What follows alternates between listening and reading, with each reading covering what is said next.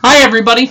Normally, our last week of class is like a super duper 3-hour marathon talking about a whole bunch of serious issues that affect women in today's day and age, ranging from work issues to harassment issues to media images of women. But because we're doing everything online, and I have some really great new film clips that I've just discovered while putting together all these PowerPoint classes, we're going to split up the last kind of current era of women since 1975, 1980 into a bunch of kind of bite-sized little PowerPoints. Today's, for example, has 1 million slides in it, but they move relatively quickly, and I have a summary slide after every couple so that we can see what all this data is going to tell us. So we're going to talk about one particular issue today, and just one, and that is the issue of what they call the wage gap, the salary gap between women and men. How much women make every year in salary versus how much men make every year in salary. And perhaps, to nobody's surprise in the class, for at least the past 60 years, but they only really started counting over the past 60 years, women have suffered a wage gap with annual earnings that are less than men's earnings. Most of these charts and data are gotten from the Department of Labor Women's Bureau, which always had a great website, but during certain presidencies, Republican presidencies, seems to have less information than it used to back when Bill Clinton was president and then Barack Obama was president. As you notice, the information hasn't been updated at all since 2017, which makes me wonder, who was it who came into the White House to be president in 2017 that doesn't care about women's work statistics? It'll come to me in a minute. There's some guy who's in the White House now. And I guess we should count ourselves lucky that there is a Women's Bureau webpage at all. And it hasn't been wiped out and stuck in the locker room somewhere. So as you can see, back in 1960 on the left-hand side of the chart, the women are the gold bar there and the men are the blue one. You can see that there was a big gap between women and men, a gap that was huge in the 1970s, but then started to come closer as everybody's salaries didn't do necessarily so well. But basically, women have always made less money than men do on an annual salary basis, and in the 2010s, where we are just ending now, women have averaged approximately 80.5% of what men make. So that means for every dollar that a man makes, a woman makes only 80 cents, about 20% less than men, which is a lot better than it used to be.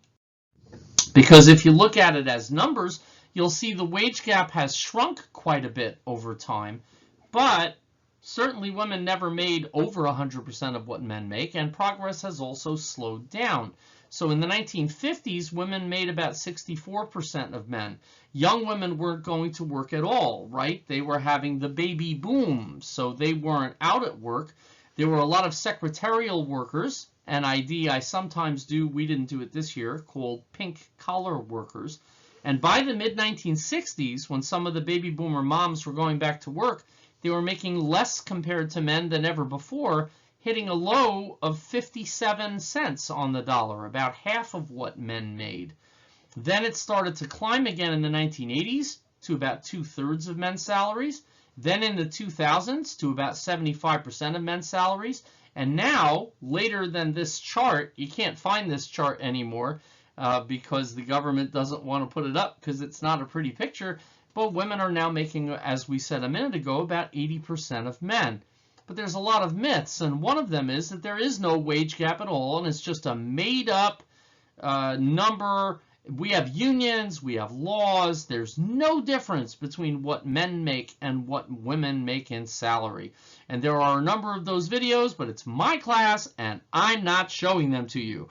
But here's a video that talks about the myths involving the wage gap. The gender pay gap is not real. Skeptics of the gender pay gap exist, even though there's extensive research proving it's real. Only 61% of men believe that men make more than women for performing the same jobs. But the reality is, U.S. women working full-time earn just 80 cents for every dollar men earned in 2016. And the gap is even worse when broken down by race. Here are 6 common myths you hear about the pay gap and how to convince the deniers that it's real. Women leave the workforce to have children. It's not that women want to leave their jobs to take care of children, it's that they're forced to. A lot of men and women in the US don't have paid family leave. Research shows that women will take unpaid family leave, but men refuse to. When women in the workforce have children, research shows they experience a pay cut, but when men have kids, they get a pay increase. Experts call it the fatherhood bonus. And even when women decide to stay in the workforce and never have kids, we're still seeing a pay gap. Men simply work harder and work longer hours.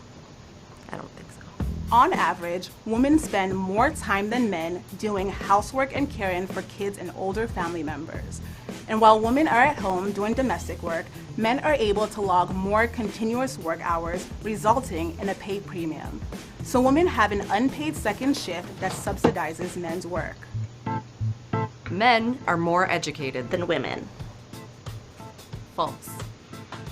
Women earn about 56% of all bachelor's degrees in the United States. Researchers found that as an increasing number of women are seeking higher education, the pay gap is shrinking. But if you compare men and women with the same level of education, the pay gap is even larger.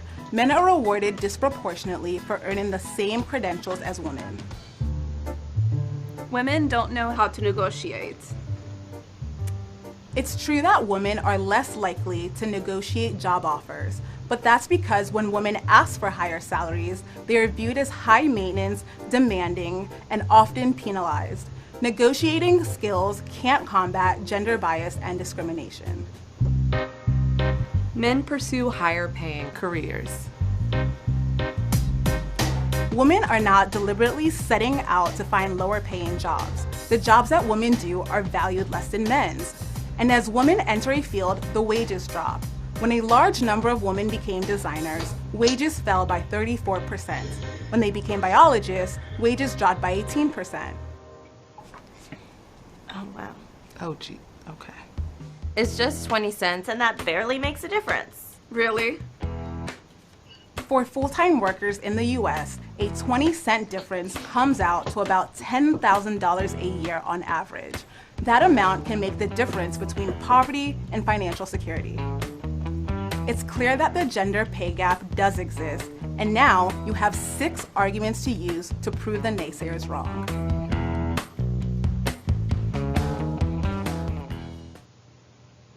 Hey there, thanks for checking out CNBC on YouTube. Be sure to subscribe to stay up to date on all of the day's biggest stories. You can also click on any of the videos around me to watch the latest from CNBC. Thanks for watching. They snuck a commercial in there while I wasn't looking. I would have chopped that off if I had noticed it. Well, a lot of the information that was in there we're going to see now with charts and graphs to show how this is true using information from the United States government collections. So that was kind of just a little introductory video. Don't panic about writing notes from it. Again, I'll be putting summaries up as we go. But the women's wage gap then really exists. It went from 57% to about 80%. Yay, you've come a long way. Except some factors. Factor number 1 is age. When women are in their teens and 20s, the pay gap is smaller. So you see the left hand, I'm pointing at it, you can't see me pointing, but you see the left hand column, 16 to 19, women make about 89.4% of men workers, the same teenage years.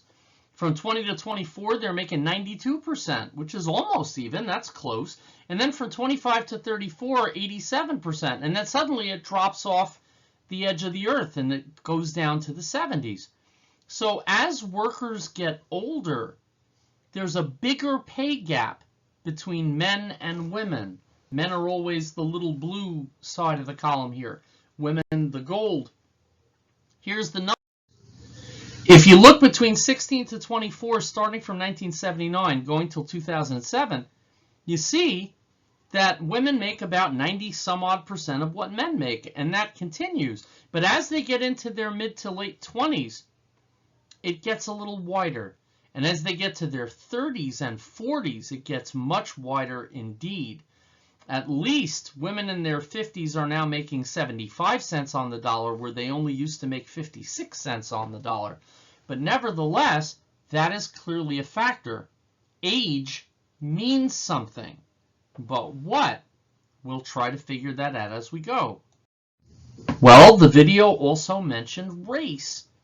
If you look at the race of black men and women workers, you see that their wage gap is actually smaller than the general wage gap in America.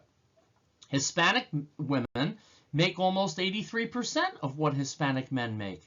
So you would think it's worse for white women, right? Because black women and men make close to the same. Hispanic women and men make closer to the same. But the problem is, what are you comparing them to? Because as it turns out, if you look at black women compared to white men, the gap isn't just 80.5%, it's 60.8%. If you look at the gap between Hispanic women and white men, the gap is 53 to 47. They're only making half. So as it turns out, the wage gap is not better for racial minorities. It's worse. If you compare black women to black men, they seem to be close. But maybe that's because black men were already getting paid less. If you compare Hispanic women to Hispanic men, they're close. But maybe because Hispanic men are also making less money than white men. White men are the gold standard of the employment statistics. And when you look at it, the bottom little graph on the left side is the one from the previous slide that showed women compared to men in their own race. But the big one on the right shows women compared to white men, and there it's not a pretty picture. For white women, they're only making 77% of what white men are making. Asian Americans seem to be the only group where the wage gap is much closer. But everybody else, it's a bit wider depending upon your race, with minorities, black and Hispanic, being in the worst possible position. Another example, sorry, there's a little typo up there. It says race, should say wage gap education, is that as women get more educated, and this was one of the 6 myths in the video, it turns out the wage gap is worse if you are more educated. If you have less than a high school diploma, 77.3. But if you have a high school degree, 75. If you have a bachelor's degree, 75. If you have a PhD or a master's, 74. And since most college degrees, that 57% number is in America, but also in CUNY, 57% of CUNY degrees go to women, and only 43% go to men. That means that, and as they said in the myths, the more women work in a field, the more wages fall for everybody. There's something systemic. There's something bigger going on here. So to summarize everything so far, and I know it's been a lot of numbers, but to summarize the main points, this is really the only notes you need so far. The wage gap has narrowed, has gotten closer over the past 60 years, but it's still around 80%. The wage gap seems smaller among younger women and women of color. The wage gap is higher among more educated women. What can you figure out if you put those together? Low-paid women have less of a wage gap from low-paid men. Minimum wage, perhaps, makes sure that they make almost the same money. But the higher paid you are, the better position you have, the much less you're going to make compared to men doing the same jobs. So the first aspect of the wage gap is that the more you earn, the further you work your way towards to do better in your career, the less you're going to get paid compared to men in the same career. That leads us to the second half of our conversation, which is what careers do women have anyway? And does that play a part in this wage gap that we are talking about? So what are some possible explanations? One would seem to be that most women don't have the highest paying jobs. The highest paying women's jobs, as of a couple of years ago when they stopped counting anything, if you're a doctor or a surgeon, $171,000 a year. I should have been a doctor. My parents were right. A dentist, a pharmacist, a CEO, a lawyer, optometrist, economist, veterinarian. Those are high-paying women's jobs. But the low-paying women's jobs, food concessions, dishwashing, cafeteria, food preparation, cooks, waiters, maids, janitors. Maybe this is not exactly a big surprise, except most working women are not on the first slide. Most working women are on this slide. How do we know that? More numbers. Again, you don't have to memorize anything, but this is really interesting information if you are thinking about getting your degree and going out into the workforce. Here you have the occupations most common for women in 2014. The Trump administration doesn't put up numbers like this anymore, so I'm glad I grabbed it before it was gone, back when Obama was still president. If you look, you'll see these are the 25 most common jobs for women, with secretaries and administrative assistants being the #1 job. When it says full-time women employed in thousands, that means millions, really. So there's 47 million working women, but more than 2 million of them are secretaries. Elementary and middle school teachers, nurses, sales workers, supervisors, first line, but not the overall managers, cashiers, accountants, bookkeepers, maids, secondary high school teachers, waiters and waitresses. Hey, wait a minute. If you look at the picture on the left, you see the boxes that I made in red? 1, 2, 3, 4, 5, 6 of the lowest paying jobs for women are exactly the same jobs on the right that most women have. So by far, more women are working in the lowest paid possibilities than anywhere near the highest paid possibilities. And that's one account for the wage gap, because women seem to work in jobs that are defined as female-dominated jobs. If you look at the red box here, you'll see what percent of all the workers in that job are women. 94% of secretaries are women. 81% of elementary school teachers are women. Even middle school. Do you remember many men back in 3rd, 4th, 5th grade? I actually don't. 90% of registered nurses are women, 89% of home health aides, 65% of customer service representatives, 72% of cashiers, 91% of receptionists. Going all the way down the line, you'll see that more than half of these 25 are jobs that are 80% plus female. So women seem to end up being funneled into women's jobs. Women's jobs seem to pay less than men's jobs because the men's median weekly earnings on the top column are $871 a week, but women secretaries make $685, home health aides make $466, office clerks make $626. That's a lot less than $871. Maids make $400 a week. That's even less than half. What's even worse is in jobs where more than 80% of the workers are female, women still make less money than men doing the same jobs. Look at the horizontal boxes, and you'll see 94% of secretaries are women, but those women make only 84.5% of the money male secretaries make. How is that possible? There's only one male secretary for every 11 women, and yet the men are making 15% more money. 90% of registered nurses are women, but they only make 90% of men's salaries. 91% of receptionists are women, but they only make 86%. Bookkeepers at least make 90%, but they don't make 100%. Waiters and waitresses, 72% are women, but they only make 82% of what the men make in the same jobs. So there's more going on than just which jobs women do. Women are getting paid less, even in jobs that have almost no men in them, than the men get.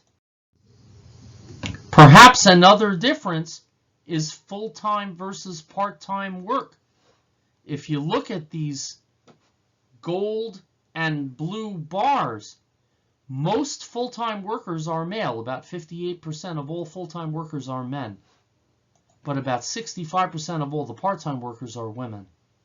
So there's something more going on here. It's not just that the women have worse jobs than the men. It's not that the women have less education than the men. It's not that the women are all quitting to have babies, although maybe turns out time is going to be part of it. It's a combination of everything. So a summary again. This is the same slide we saw before. All the notes you need are this slide and the next one. The wage gap has narrowed, but is still around 80%. The wage gap is smaller among younger women making less money and women of color making less money. The wage gap is higher among more educated women. And the wage gap seems to imply that if you're not paid much, you have less of a wage gap from the other people you work with. But if you're paid more, it's a bigger wage gap. But at the same time, new notes, some reasons might be that women work in these women's jobs, which are the lowest paying jobs, dominated by women workers. The secretary is going to get paid a lot less than the other office workers are.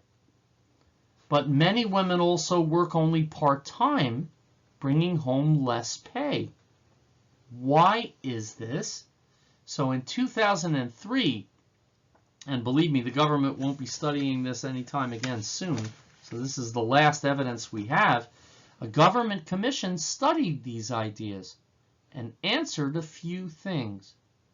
Number one, women have fewer years of work experience, work fewer hours every year, are less likely to work a full-time schedule, as we saw, and leave the labor force for longer periods of time than men do. Why? A primary reason seems to be family. Some women may trade off career advancement or higher earnings for a job that offers flexibility to manage work and family responsibilities.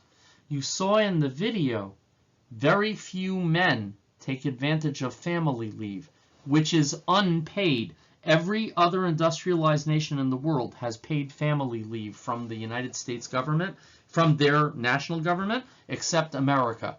Some states have paid family leave, like New York, but most do not, and the government never made paid family leave a requirement. Therefore, it frequently doesn't exist. There also may be, discrimination from society's views about acceptable roles for men and women, or views about women in the workplace that may affect how much women get paid. Remember in the video, women who ask for raises are seen as troublemakers or high maintenance. Women who take time off for family responsibilities. If you did the discussion post, what do we know about working moms? Who's expected to be juggling the kid and the Zoom meeting? Not the dad, but the working mom. So the wage gap is very real. And because women are still expected to handle all the household needs, remember the very first day of class, men work from sun to sun, but women's work is never done. And that seems to be the way it is here too, as we saw in the video. The double shift unpaid. So that's it for the wage gap, with one more very short film clip that summarizes a lot of what we just learned and said. Women who work full-time still earn 15% less than men. But that's not because they're paid less for the same jobs. it's because they're in different jobs.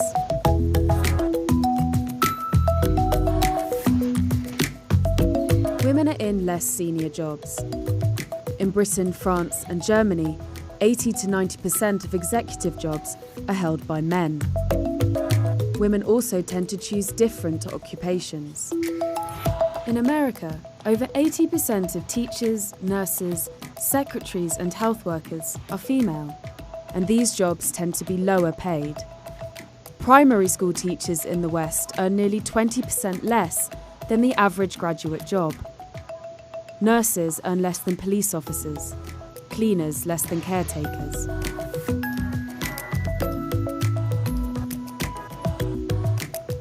Women are as ambitious as men. They earn the majority of university degrees. In America, they now ask for promotions as often as men. But it's the price women pay for motherhood that holds them back. In Britain, 70% of mothers reduce their working hours or switch to a less demanding job, compared with 11% of fathers.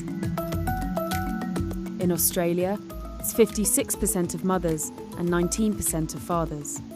While in France, 55% of mothers scale back, compared with 13% of fathers. When an American woman goes back to work, her salary is on average lower than it would have been if she hadn't had a child. The race for gender equality is far from over. As more children choose non-traditional careers and men do more childcare, fewer working women will be held back.